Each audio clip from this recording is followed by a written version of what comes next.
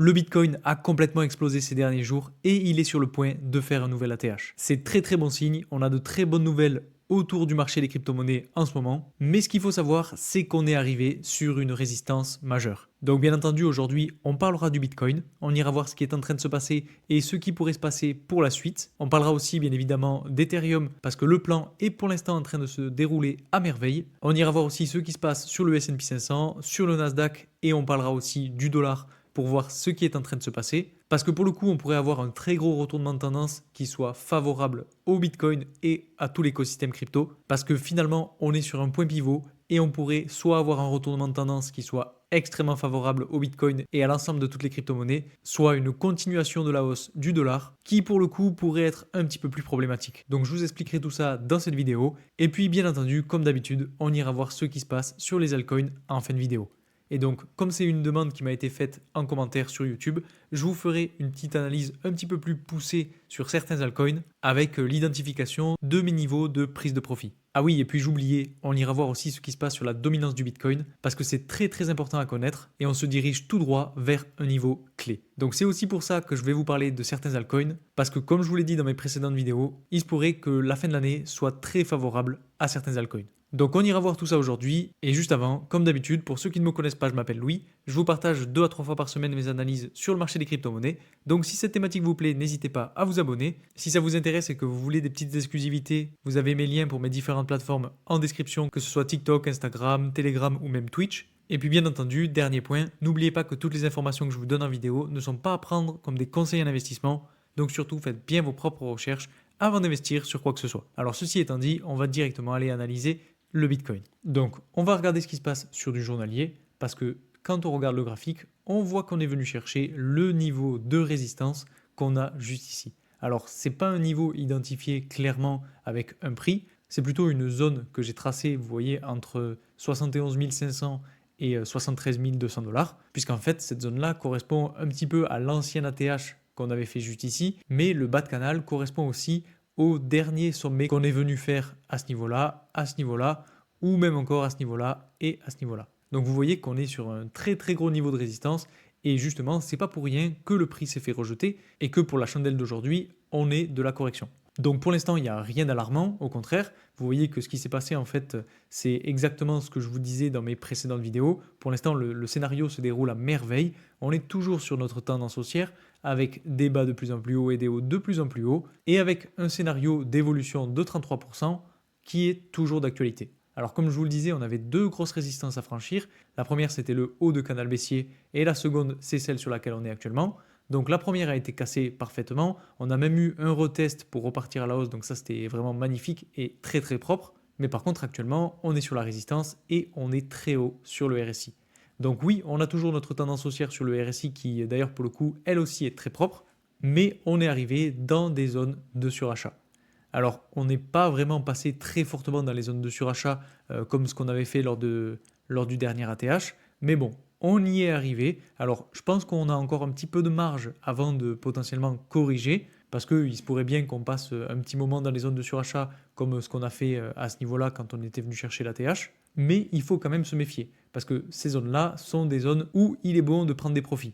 Personnellement, ce que je fais, c'est que à chaque fois, ou en tout cas très souvent quand on arrive sur des résistances majeures comme celle sur laquelle on est, eh bien je prends des profits. Parce que comme je vous le dis très souvent en vidéo, il faut se payer, il faut se récompenser. Et c'est en fait petit à petit, au cours de la montée, qu'il faut arriver à avoir assez de recul pour se dire, bah là ça y est, je me paye, je prends des profits, même si on n'est pas sur le plus haut point du cycle. Parce que généralement c'est ultra compliqué d'avoir le sommet, et puis bien évidemment ça fait toujours plaisir quand même de récupérer un petit peu de liquidité. Surtout qu'en plus, cette liquidité peut ensuite vous permettre en partie de réinvestir sur d'autres altcoins. Et justement, les altcoins, on en parlera en fin de vidéo. Alors ça, c'était pour l'analyse sur du journalier. Si on regarde sur l'hebdomadaire, on a notre pattern en cup and handle qui est en train de se valider. Donc pour ceux qui n'ont pas vu ma dernière vidéo, on a donc la cup ici et la anse de la tasse juste ici. Et vous voyez, on a une ligne de résistance à ce niveau-là qui généralement, quand elle est franchie, vient être retesté pour exploser à la hausse. Donc ça, bien entendu, c'est sur du plus long terme, on est sur des chandelles hebdomadaires, et là vous voyez que c'est un pattern qui dure du coup depuis novembre 2021. Mais ce qu'il faut voir, c'est que ça y est, on est sur des sommets historiques. On n'est pas encore à la TH, mais on est quand même plus haut, à 72 300 $, que l'ancien sommet historique, en tout cas celui du dernier cycle. Sur le dernier cycle, on était autour de 70 000, et là, aujourd'hui, même ceux qui ont investi au plus haut du dernier cycle sont en profit, si bien évidemment ils n'ont pas vendu. Et quand on regarde l'intérêt, honnêtement, il n'y a pas grand monde qui est sur le marché. On n'est encore que très très peu, et c'est vraiment très positif, puisque quand on va avoir toute la masse et tous les nouveaux qui vont rentrer sur le marché et qui vont commencer à investir dessus, et bien là, ça va complètement exploser. Et justement, par rapport à ce que je vous disais sur ma dernière vidéo, on risque potentiellement d'avoir ce fameux bull run en 2025. Alors je pense que la fin de l'année risque quand même d'être très très belle, mais il va falloir se méfier, comme je vous le disais, puisque justement on est sur cette résistance.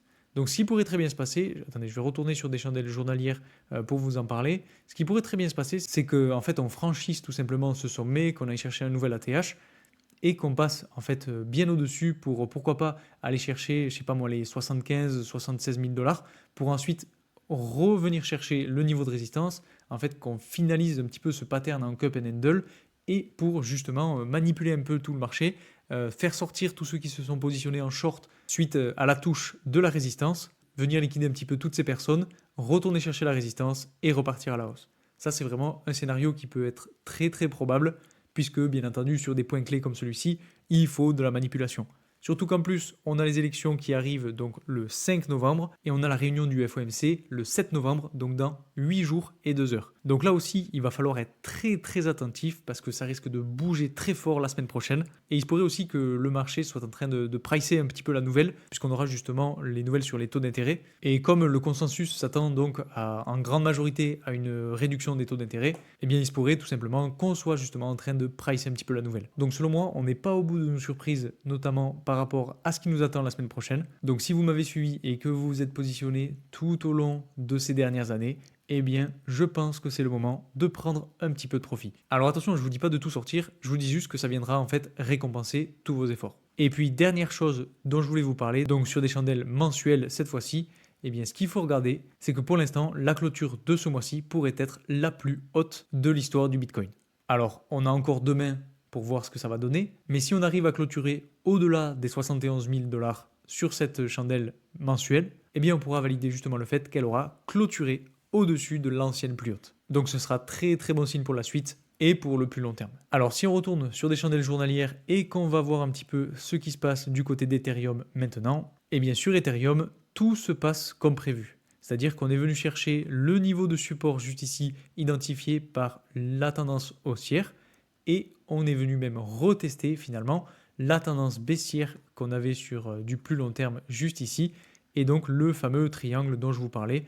Donc très très propre, on est venu chercher la résistance, on a corrigé, on a plus ou moins tapé le croisement entre ces deux tendances et pour le coup, là si on mesure, depuis donc quelques jours, on a pris un petit peu plus de 14%. Donc c'est très bon signe. Par contre maintenant, ce qu'il faut voir, c'est qu'on est sur le point de venir chercher la résistance. Donc attention parce que là aussi, on est sur une grosse résistance, on peut potentiellement avoir de la correction. Et si on regarde par rapport au RSI, on voit que la tendance haussière sur le RSI était toujours intacte jusqu'au 25 octobre où on a eu une fausse cassure pour ensuite réintégrer et là on se dirige vers les zones de surachat.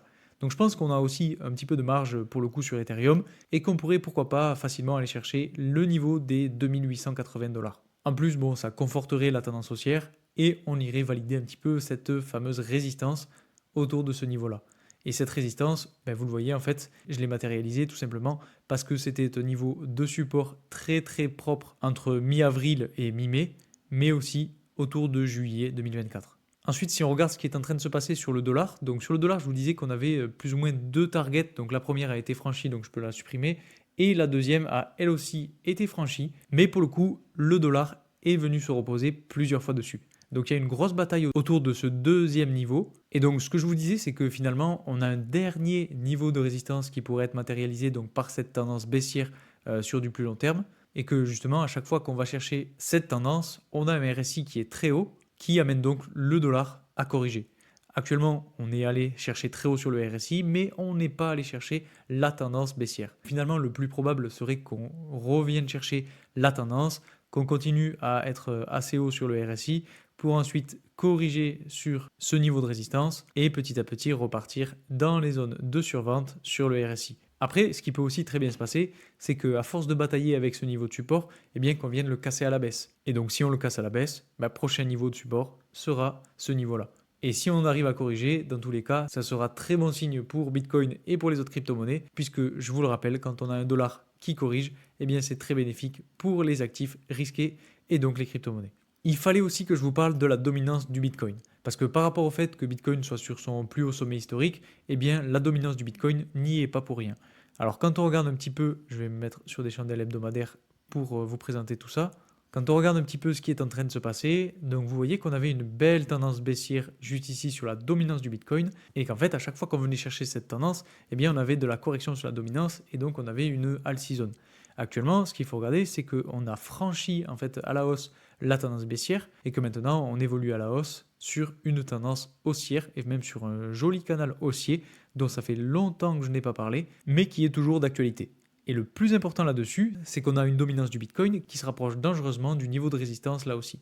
Donc on est très haut puisqu'on est aux alentours de 60% de dominance. Donc ça veut dire que en termes de market cap, il y a 60% des liquidités qui sont sur Bitcoin. Et honnêtement, je pense que c'est aussi dû au fait qu'il y a eu les ETF Bitcoin, qu'il y ait énormément d'engouement autour de ces derniers, surtout actuellement. Et je pense aussi que c'est un petit peu ce qui a permis à la dominance de sortir de cette tendance baissière. Et ce que je veux vous faire comprendre par là, c'est que si on arrive sur cette résistance, eh bien on pourrait potentiellement avoir une dominance du Bitcoin qui viennent corriger et donc qui laissent finalement la place aux altcoins pour avoir justement cette fameuse altcoin season. Donc c'est pour ça qu'actuellement je me repositionne sur des altcoins et que je vous ai dit qu'on allait en analyser quelques-uns en fin de vidéo. Surtout qu'en plus, quand on regarde un petit peu ce qui se passe sur cet indicateur, donc cet indicateur nous montre un petit peu où est-ce qu'on en est, est-ce qu'on est en Bitcoin season ou bien est-ce qu'on est en altcoin season.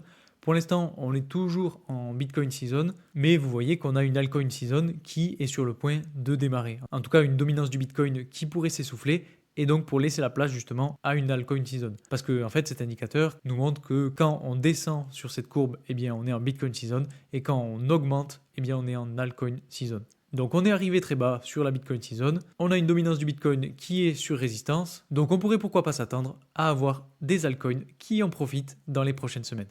Si on regarde aussi ce qui est en train de se passer sur le S&P 500 et le Nasdaq, donc je vais retourner sur des chandelles journalières, on est pour le coup sur le S&P 500 un petit peu en train de stagner. Alors bon, c'est pas hyper inquiétant. Par contre, ce qu'il faut regarder, c'est que sur le RSI, on a cassé à la baisse la tendance haussière. On n'est pas allé chercher des zones de surachat. Donc bon, c'est pas non plus ultra inquiétant parce que la tendance, elle était pas très propre non plus. Mais bon, il faut le savoir et il faut pourquoi pas s'attendre à de la correction. Surtout qu'on risque d'avoir du mouvement une fois de plus à cause des élections qui pourrait un petit peu venir chambouler tout ça et avoir un petit peu de volatilité. Alors la volatilité sera pas la même que sur les crypto-monnaies parce que c'est un petit peu moins volatile sur ces actifs-là. Mais bon, il faut quand même s'attendre à potentiellement avoir de la correction là-dessus et un RSI qui, pourquoi pas, retourne chercher des zones de survente. Alors attention, rien de dramatique pour l'instant, parce qu'on fait quand même des ATH sur des ATH. Là, on est sur du court terme puisqu'on est en journalier, mais on a quand même une courbe d'évolution qui est assez magnifique sur le S&P 500. Et personnellement, c'est un actif sur lequel je suis exposé et qui me paraît assez intéressant. Maintenant, c'est toujours bien d'avoir une vision un petit peu globale de tous les marchés pour voir comment ça se passe, parce que généralement, les actifs risqués sont plus ou moins corrélés. Et donc, quand on a un S&P 500 qui se porte bien, on peut estimer qu'on aurait des crypto-monnaies qui se portent bien elles aussi. Et si on regarde sur le Nasdaq, eh bien, vous voyez qu'on est sur le point de faire un nouvel ATH. Ça fait longtemps que je vous en parle, ça fait longtemps que je vous dis qu'on a une tendance haussière qui se poursuit et que le Nasdaq pourrait faire un petit peu comme le S&P 500, c'est-à-dire continuer de faire des ATH. Pour l'instant, on est en train de corriger, en tout cas. Pour l'instant, aujourd'hui, on corrige, donc sur du très court terme, mais par contre sur du long terme, on est sur une tendance haussière qui est très très propre et qui montre finalement pas mal de force pour au moins aller chercher un nouvel ATH. Alors attention parce que sur Nasdaq, on est aussi sur un ATH, donc c'est une résistance. Mais bon, personnellement, je ne vois pas d'alerte significative qui pourrait nous dire qu'on corrige très fortement sur ces deux actifs. Donc pour l'instant, tout se passe bien. Et si on va voir maintenant donc sur les altcoins, alors je voulais vous parler quand même du Total 3 avant d'aller faire le détail, parce que sur le Total 3, on peut encore une fois valider la tendance haussière, en tout cas le canal haussier. Alors juste pour ceux qui ne savent pas, le Total 3 en gros c'est la capitalisation boursière totale de toutes les crypto-monnaies hormis Bitcoin et Ethereum, donc spécifiquement pour les altcoins. Et donc ce qu'il faut voir, c'est que petit à petit on se sort de cette tendance baissière et on rentre dans une tendance haussière qui serait donc très favorable à un retournement de tendance de la dominance du Bitcoin. puisqu'on a des altcoins qui sont en train de prendre un petit peu d'élan et qui pourraient tout simplement rentrer dans une très très belle phase, puisque si on le regarde, pour ceux qui ne savent pas, en gros j'ai découpé le marché en plusieurs phases, et donc si on se met sur de l'hebdomadaire, vous voyez qu'en gros on a une phase de correction qui est donc le bear market, une phase d'accumulation, une phase de pré-bull run et une phase de bull run avec un objectif pour ce cycle autour de fin d'année 2025 à ce niveau-là. Donc on n'en est vraiment pas encore là et on a énormément de marge avant de pourquoi pas y arriver. Donc c'est pour ça que je vous dis que c'est encore temps de se positionner sur des altcoins de qualité et c'est ce qu'on va aller voir tout de suite. Alors maintenant qu'on a vu tout ça, on va aller analyser quelques altcoins. Et donc, on va commencer par le Solana. Alors, je vous avoue que je me suis pas mal intéressé à Solana ces derniers temps. J'ai pris quelques trades assez intéressants quand on est venu franchir justement cette résistance, parce que c'était assez propre, parce qu'en fait, on est venu casser la résistance, la retester et repartir. Et sur Solana, on a cassé notre tendance baissière et on est toujours actuellement sur une tendance haussière. Donc, on fait des hauts de plus en plus hauts et des bas de plus en plus hauts eux aussi, et on se dirige tout droit vers le niveau de résistance des 204 $. Alors, ce qu'il faut savoir, c'est qu'on peut potentiellement avoir aussi de la résistance autour de ce niveau, puisque vous voyez qu'en fait, c'était les deux anciens niveaux sur lesquels on s'est fait rejeter, et cette résistance se situe autour de 188 $. Donc, il se pourrait très bien que cette tendance haussière continue d'évoluer jusqu'à aller atteindre ce niveau-là, et puis si on a de la force acheteuse autour des altcoins et qu'on entre finalement dans cette alt season, eh bien, on pourrait pourquoi pas même retourner chercher les 200 $. Donc, perso, moi, je garde mes positions sur Solana, et j'attends qu'on atteigne les 200 $ pour prendre plus de profit. Ensuite, je m'intéresse pas mal aussi à Avalanche parce que c'est un très très beau projet qui fait beaucoup parler de lui en ce moment avec de nombreuses collaborations assez intéressantes. Et pour le coup, on était sur une tendance haussière. Je vous disais qu'on était venu chercher justement cette tendance et qu'on pouvait rebondir pour aller former une espèce de triangle entre la tendance et le niveau de résistance des 30 $. Finalement, on a cassé à la baisse la tendance, donc c'était aussi une possibilité parce qu'on a un niveau de support autour de ce niveau-là qu'on peut matérialiser comme ceci et donc autour des 24 $ parce qu'on a eu une touche ici, une deuxième touche ici, une troisième touche ici et donc actuellement on est venu faire une quatrième touche. Donc on est potentiellement là aussi sur un niveau de support et donc pourquoi pas un espèce de canal latéral qui serait aussi assez intéressant à trader puisque on vient chercher le canal en haut, le canal en bas. Là on était quasiment venu chercher le haut de canal un petit peu comme ce qui s'est passé à ce niveau-là et ensuite le bas de canal. Donc potentiellement qu'on pourrait là aussi réintégrer la tendance haussière et aller chercher les 30 $. Alors attention parce que sur le RSI, en tout cas en journalier, on est plutôt sur une tendance baissière. Donc soit on a de la force acheteuse autour des altcoins comme je disais tout à l'heure par rapport à Solana et on arrive à aller chercher ce niveau-là, soit eh bien, on a de la correction et là pourquoi pas retourner chercher les 21 $. En tout cas, personnellement, je prendrai un petit peu de profit quand on retournera chercher les 30 $. Maintenant, bien entendu, que je m'attends à ce qu'on retourne chercher les 50 $ ou dans un premier temps, plus symboliquement, aller chercher les 40 $ et faire un petit peu palier par palier. Parce qu'après, si on regarde sur de l'hebdomadaire, il y a quand même quelque chose qui est assez propre, c'est que on était sorti de ce canal latéral, en tout cas, ou de cette phase d'accumulation qu'on avait juste ici. On l'avait cassé à la hausse, on est venu la retester, et là, on est reparti sur une tendance haussière. Donc, c'est quand même assez bon signe, même si on a un RSI sur du journalier qui est sur une tendance baissière. Sur de l'hebdomadaire, on est plutôt sur une tendance haussière, et on se dirige actuellement vers le niveau de surachat. Donc, on a aussi de la marge pour évoluer à la hausse, et personnellement, c'est une crypto-monnaie que je vois très bien aller chercher les 50 $ dans un premier temps. Après, bien entendu, il y a la TH.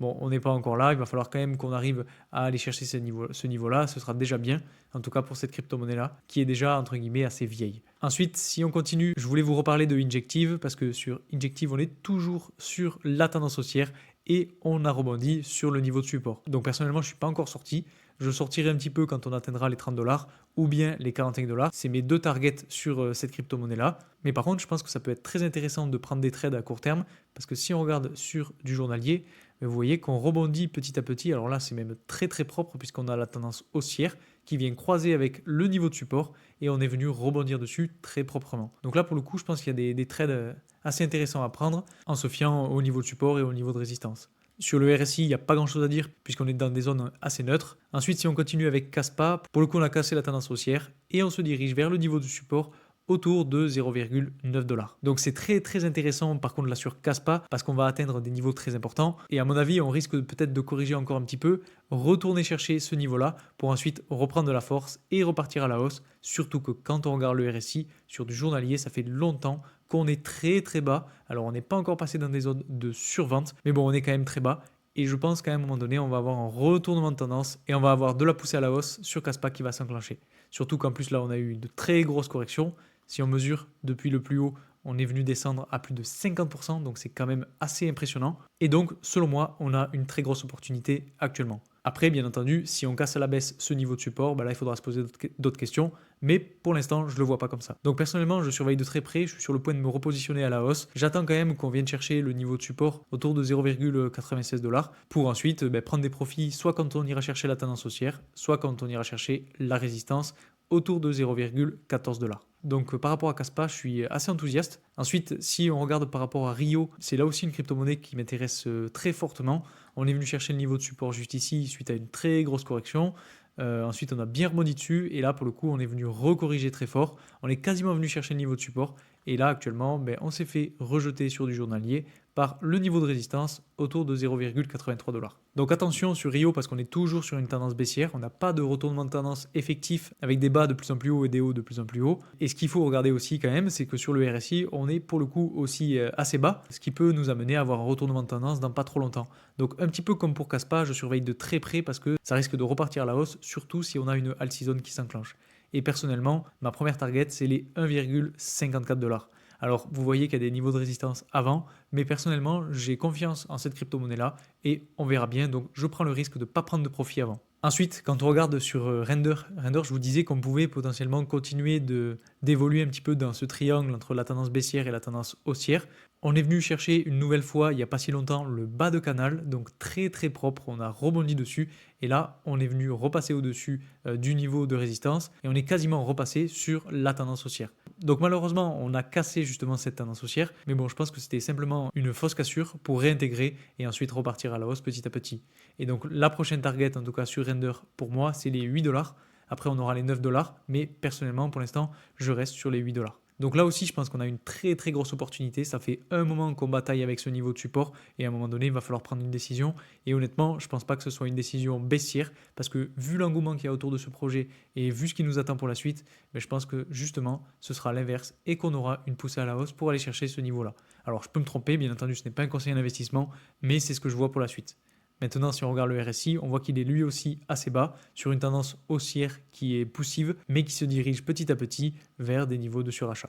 Donc on n'en est pas encore là, et je pense qu'on va avoir assez de puissance sur cette crypto-monnaie-là pour la faire exploser. Si on continue avec Gala, je ne suis pas trop exposé personnellement, mais comme ça a été demandé en commentaire, je vais vous faire une petite analyse. Donc sur le Gala, on est quand même toujours sur une tendance haussière, donc c'est assez propre. Ça fait longtemps que je n'avais pas étudié ça, mais si on regarde un petit peu, voilà, on pourrait avoir quelque chose comme ceci, tracé assez rapidement. Donc c'est pas trop mal, on est sur une tendance haussière, on est venu chercher un support, maintenant on repart à la hausse. Ça peut être là aussi assez poussif avant d'aller chercher les 0,04$, parce qu'on a quand même pas mal de résistance avant, et puis bon, c'est une crypto-monnaie qui pour le coup est assez vieille. Alors je sais qu'il y en a pas mal qui sont assez enthousiastes autour de cette crypto-monnaie-là, mais bon, perso, je suis pas ultra convaincu. Maintenant, ce n'est que mon avis encore une fois. Et puis bon, si dans tous les cas, on arrive à aller chercher les 0,05$, eh bien on aura fait quand même un bon 140%, donc ce sera pas trop mal. Personnellement, comme je vous le disais encore une fois, je suis pas trop exposé sur cette crypto-monnaie-là. Mais bon, si j'avais des targets à prendre en compte, ce serait les 0,04$ et les 0,05$. Ensuite, sur Maple, Maple c'est un projet dont je vous ai parlé il y a très longtemps, et notamment sur TikTok. Et là, pour le coup, quand on regarde sur le RSI, quelque chose de très très important, c'est qu'on est dans des zones de surachat et qu'on pourrait s'attendre à avoir de la correction. On a réussi à casser le niveau de résistance, donc ça c'est très très bien et très bon signe. Mais par contre, on est sur des zones de surachat. Donc attention, je pense qu'on pourrait avoir de la correction à court terme. Et maintenant, par contre, pour la suite, c'est assez libre, j'ai envie de dire. On n'a pas trop de niveau de résistance, si ce n'est celui autour des 30$. Mais je pense que ça va être une formalité pour les dépasser. Vu l'engouement qu'il y a autour de ce projet et vu les capacités de ce projet, je pense que c'est une des crypto-monnaies qui va surperformer le marché. Et d'ailleurs, par rapport à ça, je vous ai parlé sur TikTok et sur Instagram il n'y a pas longtemps de Chainbroker. Et je vous disais que c'était un site qui était ultra intéressant si vous voulez analyser vos crypto-monnaies. Et si on regarde par exemple le projet Maple, vous voyez que selon ce site, elle a un score de 7,73 sur 10 et vous avez tout un tas d'indicateurs qui vous montrent un petit peu où est-ce qu'en est le projet, comment il évolue, le market cap, les tokens en circulation, le score Twitter, bon là c'est anecdotique mais c'est toujours intéressant pour identifier le momentum et l'engouement de la communauté. Le score de sécurité. Autre chose aussi qui est intéressant, c'est le score radar, puisque ça vous permet de mettre en parallèle plusieurs facteurs. Et ensuite, vous avez le vesting et la tokenomics, qui vous permettent là aussi d'anticiper les choses. Alors là, j'ai pris l'exemple de Maple, mais vous avez tout un tas de projets que vous pouvez étudier. Et justement, si vous descendez encore plus, vous allez voir que vous avez les top projets by Broker Score. Et donc au 28 octobre 2024, on avait le Maple en première position.